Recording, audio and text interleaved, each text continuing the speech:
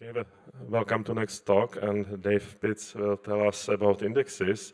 And I want to tell about him that he's actually a man of many talents, and he likes paintings and drawings and singing. And he probably will not sing here today, but you will see some of his drawings in his slides, so enjoy it. Okay. Thank you very much.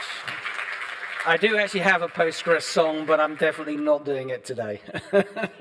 But if you get me drunk later on. Okay. Right, okay, so I have quite a lot of slides, so I'm going to go quite quickly today. This is my introduction to LSM and B-trees for devs and DevOps. Very much the way I'm framing this is you have the old world of traditional database storage, which is heap, these unordered data pages, which are incredibly flexible, but possibly slightly hard to replicate. And then you have the new world of ordered storage, and this is harder to update, it's less flexible, but it's really good for replication, as we'll come on to later. Who am I? I'm a database engineer at Adyen. Adyen's based in Amsterdam. Where I used to be based, I'm now based in the Tech Hub in Madrid. I love maths, I love cats, and I love Postgres. A little bit about life at Adyen, a few photos from last week. Typically, I spend a few days working from home. I also enjoy going to the office, making that human connection. Last week, we were working on a charity project to build mechanical hands for people who really need them.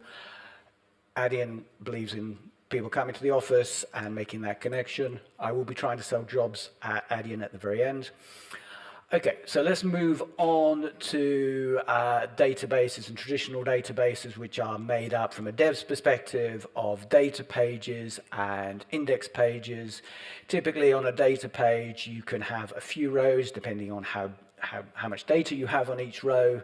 But you have these index structures, and the first one is your primary key, which is a key for your own online transactional processing.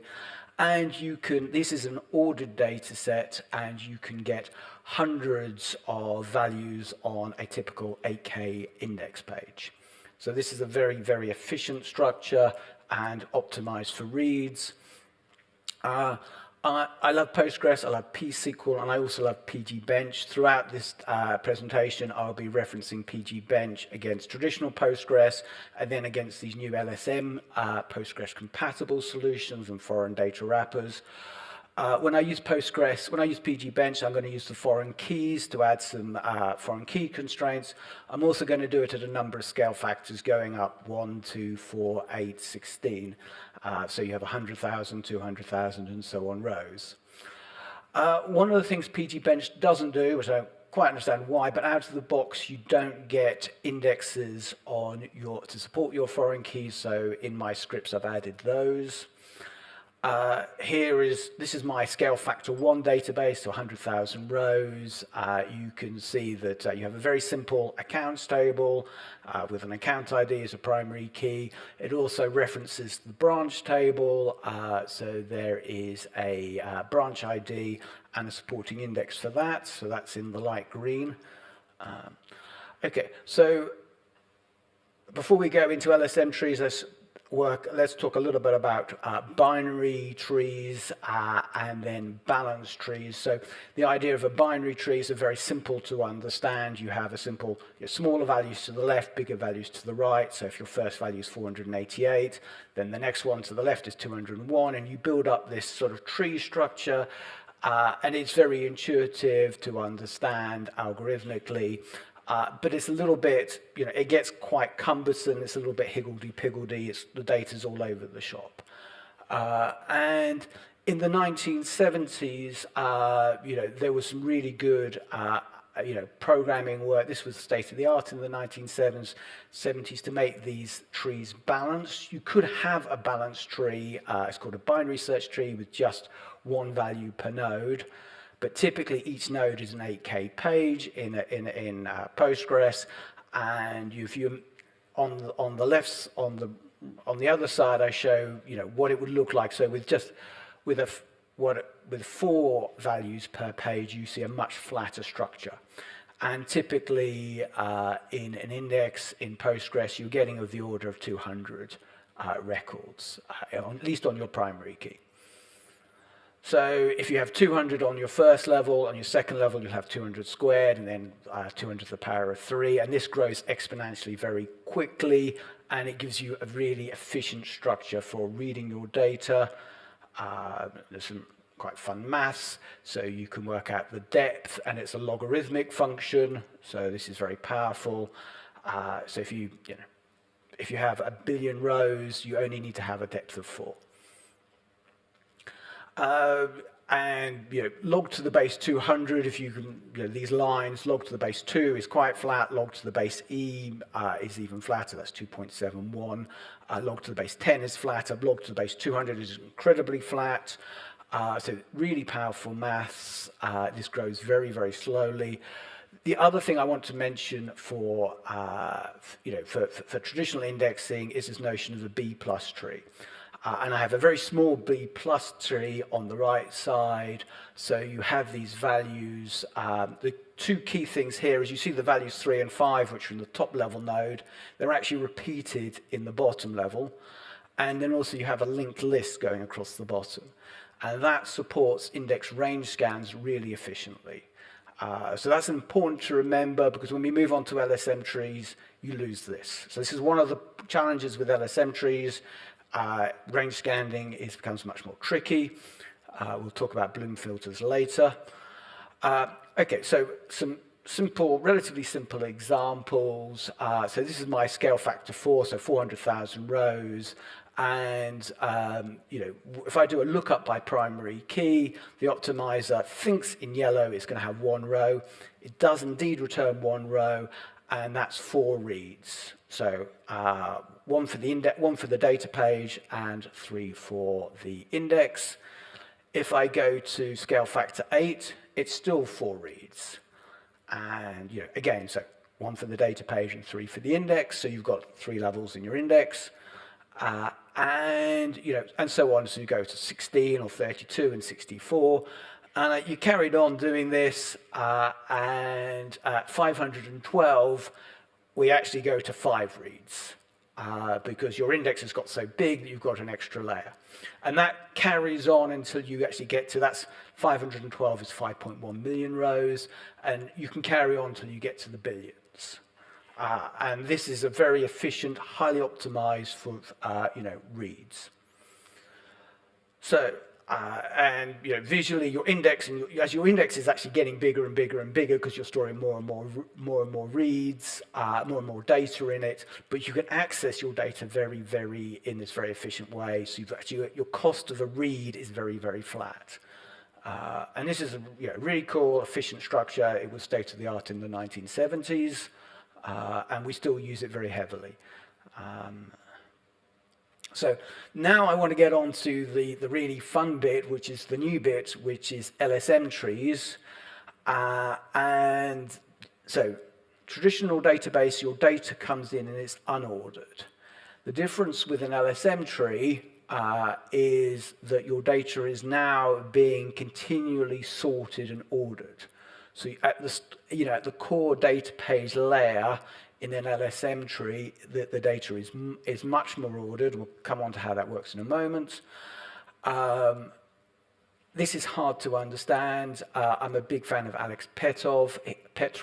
He's a core contributor to Cassandra, which is a NoSQL LSM solution.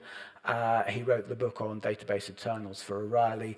And he has this great line in the book: accountants don't use erasers or they end up in jail. I like this, my mother's an accountant.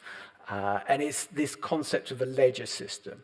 So what is an LSM tree? You've got these key value pairs. So your key is your primary key, at least that's the way I see it, and your values are your columns.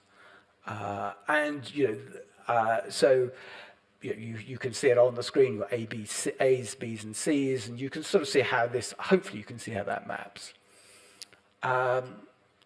Right, so Alex did an episode for Software Engineering Radio, and a couple of the points I'm highlighting here is there's a very fine line between an index and a table. So an LSM tree is actually a hybrid structure. I'll explain a little bit more about that. And he makes this point that B-trees, or traditional databases, are optimized for reads. LSM trees are optimized for writing data, for ingesting data. And that's the use case where they really shine. I've already mentioned this. So on the left side, you have the traditional storage. You have your data pages and your primary key. And what happens is, as your data is coming in to the right side into your LSM tree, initially it's loaded into memory, and it's just key value pairs. And these get sorted into fairly small ranges and saved to disk very quickly. In the background, there's a write-ahead log. And over time, these sorted sets get aggregated. LSM trees do support some update operations, but they're way more expensive. So there's something to avoid. Here you see level 0, which is, I believe is typically the in-memory level, and then level 1, 2, 3, 4 are these larger structures, which there's a slightly triangular shape to it, and they get harder and harder to change. So you get this sort of ossification effect. So the strength of LSM trees is they are, one of my frustrations, I love databases, but one of the problems with traditional databases is you have a primary and a couple of replicas. The LSM tree in itself is just a data structure, but their applications come around, the applications are around these distributed systems, most of the powerful applications, and where they get really fun. And you keep them in sync, not via log shipping, which is quite complex. I will come on to what I call the sync rep pain metrics, which is an expression I've coined based on Alexander Kukushkin's presentation at POSIT this year about the myths and truths of synchronous replication.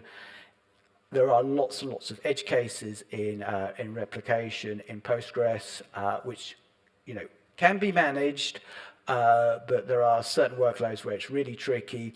But here you have a highly symmetric cluster, and it's kept in sync through this lightweight RAV protocol, which gives you real-time consistency. So your data is in multiple locations in real time, and you have read consistency, which is a big headache with synchronous replication.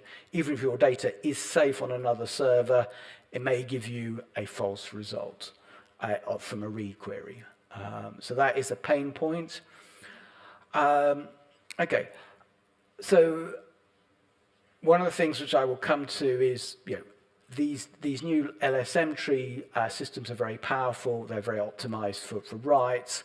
What about reads? How do you access your data? So you've got all these small, you load all the data up into these small memory structures, and you flush them to disk, and you aggregate them up. So what you have is a system with hundreds and hundreds of files. How do you actually read your data? And the answer is, it's really hard. You have this notion of a Bloom filter, which is conceptually really interesting. It's a probabilistic data structure, and it's based on multiple hash functions. And what it tells you is, it's like a little bitmap, and it says, my data is not here, it might be there. So you have this, there's a chance of false positives. It's not a simple yes, no. What it says is, it's not here, and it might be there, and it's pretty good on the might be. So it's there are a few false positives. But because your database, because of your thing, your data might be on multiple files. There's an element of read amplification. Postgres is notorious, particularly after the Uber post 10 years ago about write amplification. Everything in life, in my experience, is a trade-off. LSM trees are optimized for writes, but you have this problem of read amplification. Another problem is if you want to do a lookup on an atomic value, Bloom filters support this. If you want to look for a range of values, so we talked about the B+ tree, and you're scanning for a range of values, you're out of luck. So at least as far as I can tell. So that's a little bit about Bloom filters. Okay, so you have this triangular structure, and this is one of my drawings. A little bit frustrated with this one, but here are these pyramids in Egypt, which have been around for 5,000 years, and you can sort of see how these shapes tessellate and slot together. And in practice, you have 3 levels on my chart, and they're growing exponentially. I believe that, typically an LSM tree, you really stop after 5 or 6 levels, and it's 10x, each one is apparently 10x bigger. So it goes, 10, so it starts at size 1, then 10, then 100, then 1,000. So they're growing quite rapidly. I want to talk a little bit about the implementational history. So I'm very much of the old world, although in recent years I've been exploring the new world a lot. But I started my career on IBM mainframes. I did some SQL Server. I did an awful lot of Oracle in the last 25 years. Fortunately, I don't have to do it anymore. And I just do Postgres and open source now. But that's the old world, and it's all heap and it's all B-tree based, and it works really well. And our application developers just take it as their sort of, it's what they know. But what it doesn't do is distributed, highly available systems. It's difficult in Oracle. It's difficult in Postgres. Fundamentally, you have a primary and you have log shipping, which is just a little bit tricky. So in 2006, Google started developing LSM-trees. They start with their big table, which Amazon made into Dynamo and Facebook made into Cassandra. So these are all really cool open source projects. I love open source, Linux and Postgres, and also these NoSQL solutions. In parallel, Google were working on another problem that they had an embedded database in Chrome called LevelDB, again, open source, and Facebook took this, and rather than build on top of Cassandra, they used this new LevelDB, and they hardened it, and they made it into a pluggable engine for MySQL called RocksDB. And that has spawned an awful lot of new solutions, one of which is the Apache Flink product, we'll come on to that a little bit, because I think that's a very good example of where this workload works well. But on what I call the Postgres compatible, which means you can use, for me, it means I can use PSQL and I can use PGBench. There are lots of limitations. This is not a drop, in my view, is not a drop replacement for Postgres, but it does one niche case really well.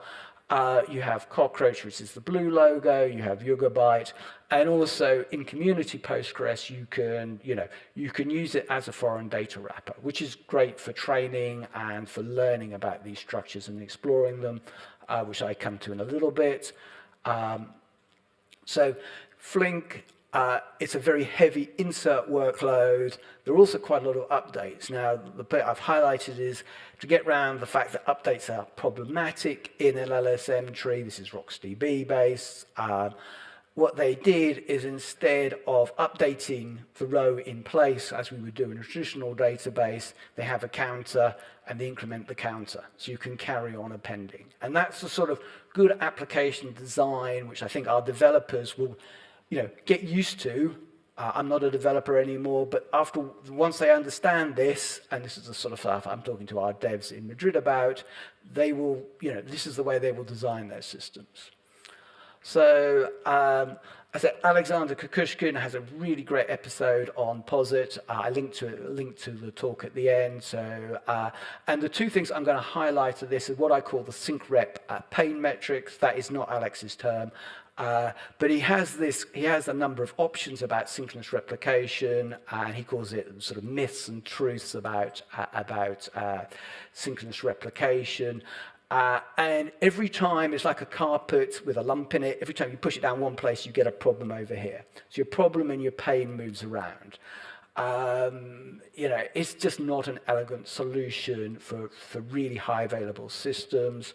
The other point which really caught my attention, which Alex makes, is even in community Postgres, which is incredibly mature and we're all using very heavily, you still, the cloud vendors have proprietary patches to prevent edge case data loss. This is not always in community Postgres. It's a frustration for Alex. Even community Postgres, it's a little bit proprietary, even regular Postgres. Okay, so almost done. So that presentation is great for DBAs. I see a few DBAs in the room, but for devs, and this is a training which me and Dirk have developed for Adyen devs, but we've also done it at PG Day Lowlands, and we gave it at Athens last year. And it's a really fun presentation. We simplify and just focus on your data, which is represented by cards. Is it in memory, held in the screen? Is it securely on disk, which is what the boxes are? And we have checkpointing, and there are lots of surprises, and it's really important at Adyen, we have hundreds of devs using Postgres very heavily. It's important they understand this, because typically at Adyen, we're using three classic topologies. We're using standalone Postgres. Really impresses me how much standalone Postgres there is at Postgres. We do an awful lot of processing through it. It works really, really well. It's very efficient, but your developers need to think about, if we lose a box, how do we pick up the processing? How do we make sure that we don't actually lose any business data? We just catch up. Asynchronous replication, typically, you have a replica. It's much quicker to get back up to speed, so the recovery time for the server is much lower. You may have a little bit of data which you may need to catch up. Again, our devs need to think about this. They need to think about that in their application design. If we have an incident, you should recover. Synchronous replication, in theory, you should never lose any data, if only it was that simple. One of the problems is on your sync replicas, and devs don't always realize this, you often have lag, so you have inconsistency between your primary and your replica. We have something we talk to our devs a lot about at Adyen. Now, there are certain bits in the system which need to be highly available, and this is the bit where Postgres gets really hard. There are distributed Postgres solutions without LSM-trees. The conflict resolution gets very complicated. This is not my area of expertise, but they always hurt my head, even more than LSM-trees. We use all these topologies very, very heavily at Adyen. Well, not the LSM-trees yet, but this is our bread and butter. But the highly distributed is very interesting. Very lastly, in previous versions of this presentation, I did PG Day Paris, and I also did Amsterdam Open Data Meetup, which is fully recorded. I take PG Bench and I test it against Cockroach, I test it against Yugabyte, I test it against PG Rocks. I'm going to finish with just a few of the things which surprised me. So my transactions per second, I'm running PG Bench. I quite quickly ramp up to 2,500 transactions per second. I then have a background long-running transaction. My performance tanks, as that graph shows very, very clearly. You have a similar problem in PG Rocks. If I drop a column, in the background, you're rebuilding all these pyramid structures. It's very CPU and I/O intense, and my processing, basically crashes and burns again. There's a big hole in the middle. This is the one which really surprised me. A truncate table is also problematic. Now, classic databases, Oracle, SQL Server, Postgres, you truncate a table, obviously you lose your data, which is probably what you want, hopefully. But in CPU and I/O, it's almost zero cost. But not in RocksDB, and this is a real surprise. So it's one of the things to watch out for. Another thing when I was testing, and this is not in the textbook, but this is one of the implementations. I just analyzed my table, and I was told analyze as a beta feature. And I'm thinking, what does that mean? Well, what it means is when I run my explain plan, I get the optimizer thinks I've got 17,000 rows, 17,103, but in fact it only had 4. Does that matter? For short atomic queries, possibly not. For the sort of workloads you're going to run against an LSM tree, but it was a real like, oh, that was a surprise to me. My manager shared this last week. There's this new PG scorecard. You can see that Yugabyte and Cockroach and Amazon's DSL are way down in terms of Postgres compatibility. I don't know about Amazon, the Aurora one. I haven't even played with that one. But certainly Yugabyte and Cockroach, my understanding is the fact you don't implement most of the classic Postgres features is not a concern. You're going to be using this for really, really specific workload. And typically you're just going to be running inserts, updates, selects, maybe a truncate, but simple SQL. But it's an interesting, and it's getting a lot of attention. So just to conclude, what are the challenges with LSM trees? One thing I haven't mentioned is monitoring, and Facebook, first thing they did when they presented about RocksDB, great presentation at FOSDEM, monitoring is really hard. And this is going to be the heartbreaking bit for DevOps, because you think, oh, I have a symmetric cluster, my life's going to be so much simpler, I don't have a primary DB, I don't have to hassle my DBAs every time I want to do some maintenance. But the problem is when you get erratic performance, is it some quirky application issue? Is it your hardware?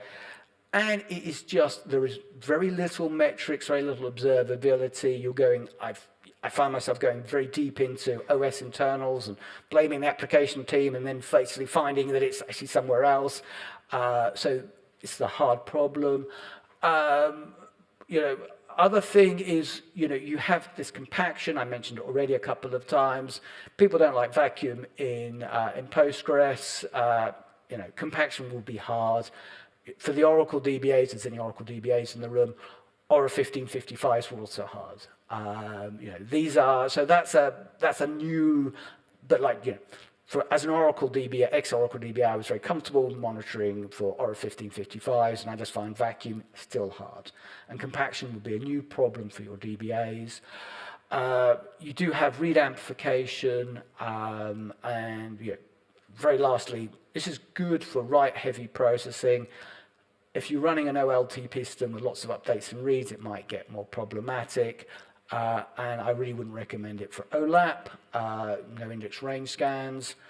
Some of the further tests I would like to do is more update-heavy workloads, hot ranges. So many of the applications I've worked with over the years, you have certain customers who have a skew of data. A lot of your certain customers generate much more revenue and much more data. That can be an even bigger problem with LSM trees. Long duration tests. I'm hearing people are going to move an awful lot of their workloads to these new structures. I would recommend they think about their daily jobs, monthly jobs, annual jobs. So a few links. I mentioned Alex's talk. The Postgres high availability. We recorded at Athens. I think the recording from Lowlands is even better. This is one of my favorite talks to do, particularly when we do it internally at Adyen, because we have much more back and forth. Software engineering radio, big fan of that show with Alex Petrov. I have some Docker and some PD bench scripts. And also the talk I did for Paris wasn't recorded, but I basically redid it at the Amsterdam Open Source Data Infra meetup. So thanks for Ivan for hosting that. That's it. If you want to talk to me or connect to me and talk to me about LSM trees, my LinkedIn's there. Adyen jobs, we are hiring DBAs in headquarters in Amsterdam and also to join me in Madrid. We're also looking for a platform engineer to join the DBA team in Amsterdam. If you want to know a little bit more about how we're using LSM trees, there's more in the job specs, so I recommend you check those out. I also share my GitHub code there. It's slightly work in process, Scratch. It's a personal project. But it's a lot of fun. Okay, that's it. I got through all 40 slides in 25 minutes, so I'm feeling happy about that. I hope I've informed you a little bit about LSM trees and intrigued you. Do we have time for questions? Cool, okay.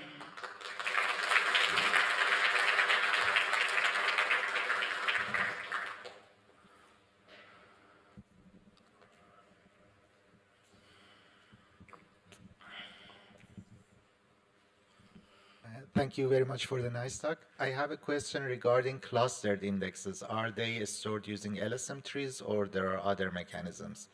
Well, I think clustered index are more traditional databases.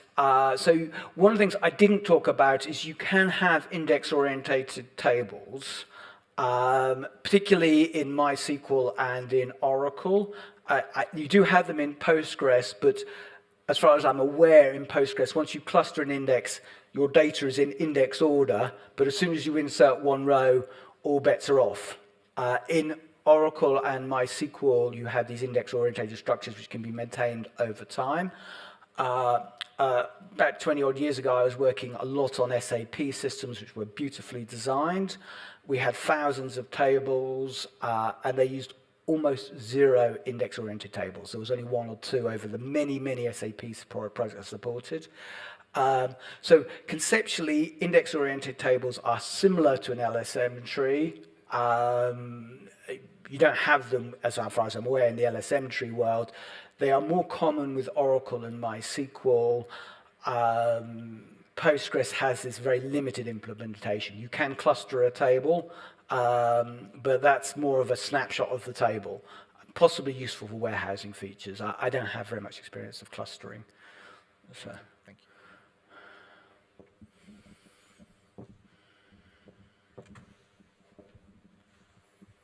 You mentioned that truncate, surprisingly, is very painful or expensive with that was a big Rocksteady. surprise to me. Could you talk a little more about like what's the mechanism behind that? Is that Right, sure. So this goes back to one of the challenges. So the second challenge, compact versus vacuum.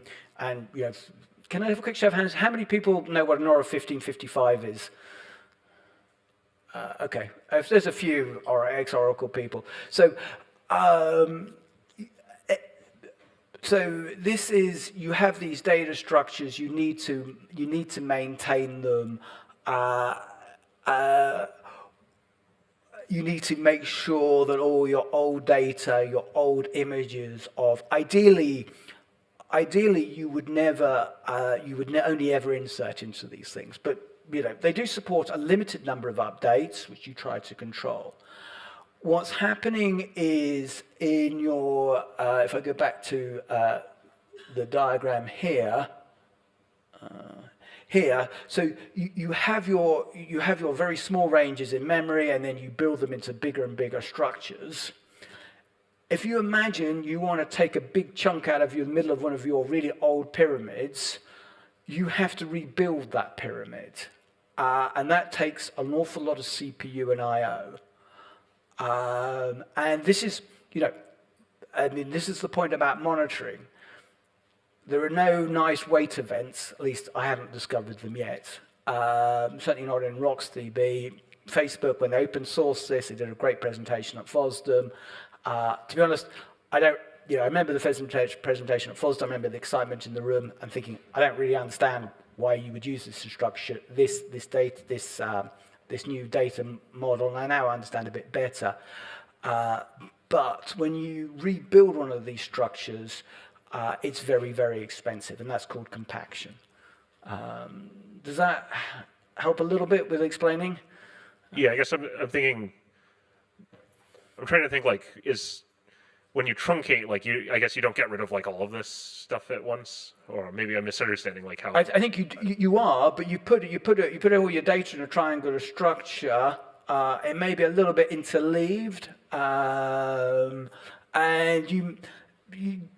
I think that the LSM tree doesn't necessarily map exactly one-to-one to the tree structure. So I'm a little bit fuzzy there, but I can definitely I can feel the effect. And again, the monitoring just makes it hard. So this is, one of my red flags for using this too heavily.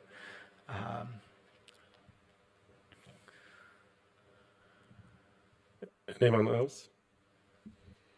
Yeah, it's more a remark on Yugabyte. The beta for Analyze was an old version, I guess. And the reason was that the cost model was not adapted yet for the distributed cluster. Thank you. But yeah, I mean, I haven't tested against the latest one. I mean, I started this a couple of years ago, but thank you, yes. And you know, that they are working on it. And to be honest, I mean, it's one of the things about the compatibility. You know, you're not going to run your warehouse on this, as far as I can tell, but it's really good for ingesting really high volumes of data on, you know, a modern internet application where you're constantly up. And, you know, there are, you know, Adyen, we have an awful lot of processing running on standalone. I find that really impressive. It was a huge surprise. I'd assumed when I joined Adyen, everything would be sync rep and completely locked down. No, we have a lot of processing running on standalone, and you know, we use it very effectively. We're not losing customer data, but if we lose the box, you know, something else will pick up and it will catch up, and our developers are well trained. So we can use standalone, we can use asynchronous, and we can use synchronous. But even synchronous, you know, Alexander Kukushkin will have a colleague called Dmitry, and he barely a week goes past where I hear Dmitry say, study Kukushkin, and particularly the talk from Posit.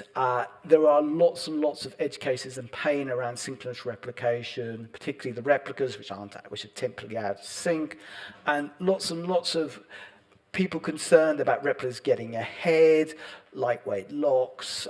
It introduced a lot of very good conversations at Adyen, and also PG Day Lowlands. We had so much fun with that presentation. How does an LSM give you globally distributed? Like, what does that get us over? Right. Okay. Well, so what happens is you have these, you know, and it's a little bit of a mystery to me, but this is, you know, the way the industry developed. Sorry. Let me. Yeah. This is, you know, Google started using LSM-trees for their big table. And then Amazon picks it up in Dynamo, and you know, I think it's a data structure which is optimized for writes, and then maintained through Raft. And Raft is so. I mean, why couldn't you keep relational databases in sync through Raft? To be honest, I don't really know. This is way beyond my level of expertise, but it's a little bit of like, you know, you have to look at, this is why I had this slide about the history. So Google initially did LSM-trees and Bigtable, you know, Amazon and Facebook built upon it, all great and open source. Google then did a micro LSM-tree in Chrome, and Facebook again, they built upon it and they made it into a database with persistence, which you could use for big workloads. And it drove a lot of, I think it was Instagram. Alex Petrov talks some more about that in the software engineering episode. It's open sourced and lots of companies have built upon it. I think one of the most interesting applications is Apache Flink, because it's very well engineered and it shows all the strengths and weaknesses. But you know, I think the answer to your question is the Raft. It's not the LSM tree itself, but this is just what all these solutions are built upon. So unfortunately, every good thing comes to its end, and we had an amazing talk here. So just one last thing. I will be at the Adyen booth the rest of the day trying to sell you jobs in Madrid and Amsterdam. But honestly, if you want to come and talk to me about LSM trees, I should be extremely happy. So. Thank you.